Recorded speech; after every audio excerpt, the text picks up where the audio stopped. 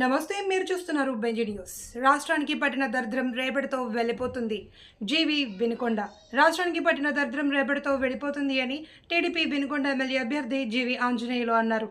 కార్యకర్తలు, ఏజెంట్లు ప్రశాంతంగా ఉండాలి అని, ఎలాంటి అల్లర్లకు తావు లేకుండా కౌంటింగ్ జరిగేందుకు సహకరించాలి అని ఆయన కోరారు. వచ్చేది కూటమి టీడీపీ జనసేన పార్టీ అని జీవి జోష్యం చెప్పారు. జగన్ తట్టబుట్ట సర్దుకోవడం తప్పదు అని, చంద్రబాబు సీఎంగా ప్రమాణం చేయడం తథ్యమని జీవి ఆంజనేయులు అన్నారు. ఈ రాష్ట్రానికి పట్టినటువంటి దరిద్రం రేపటితో అంటే జూన్ 4వ తారీఖుతో రాష్ట్రానికి పట్టినటువంటి దరిద్రం పూర్తిగా వదిలిపోతూ ఉంది.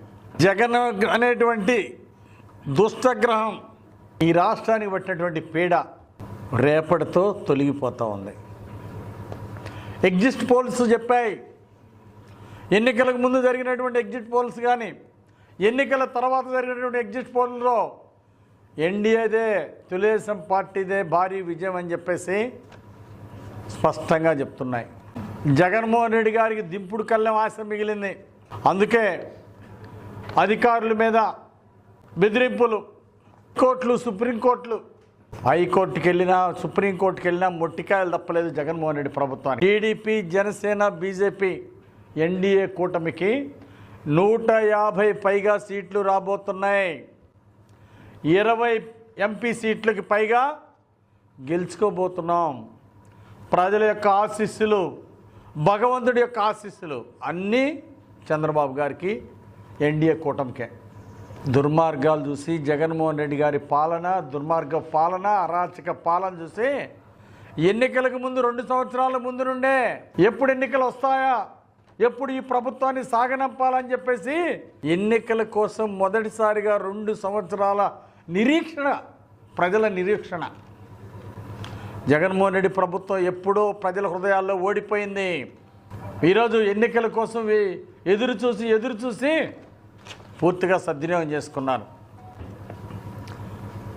ఈరోజు వైసీపీ నాయకులు తమ ఉనికి కోసం ఉద్యోగాలను బెదిరిస్తూ ఉన్నారు. పేర్ని నాని లాంటి వాళ్ళు, అదేవిధంగా సజ్జలు లాంటి వాళ్ళు, ఇలాంటి పనికి మాలిన ఎదవలు ఈరోజు అధికారులు బెదిరిస్తూ ఉన్నారు, ఉన్నతాధికారులు బెదిరిస్తూ ఉన్నారు మీ ఉనికిని చాటుకోవడానికి. ఇలాంటి సంఘ విద్రోహ శక్తుల్ని జైల్లో పెట్టాల్సిన అవసరం ఉంది. ఎన్నికల సంఘం స్పందించాలని నేను కోరుతున్నా. ఇలాంటి సంఘ విద్రోహ శక్తుల్ని, సజ్జల్ లాంటి వాళ్ళని, పేర్ని నాలి లాంటి సంఘ విద్రోహ శక్తుల్ని, పనికి మాలిన వెధవల్ని వెంటనే జైల్లో పెట్టాల్సినటువంటి అవసరం ఉంది. కౌంటింగ్ రోజు ప్రశాంతంగా జరపాల్సినటువంటి బాధ్యత ఎన్నికల కమిషన్ మీద ఉందని సందర్భంగా నేను గుర్తు చేస్తున్నా. ఈరోజు కౌంటింగ్ కేంద్రాలకు కూడా వెళ్ళే పరిస్థితులు కనపట్టాల వైసీపీ ఏజెంట్లు. అందుకే ఆరా మస్తాన్ రావు లాంటి వాళ్ళని అడ్డం పెట్టుకుంటా ఉన్నారు వైసీపీ నాయకులు.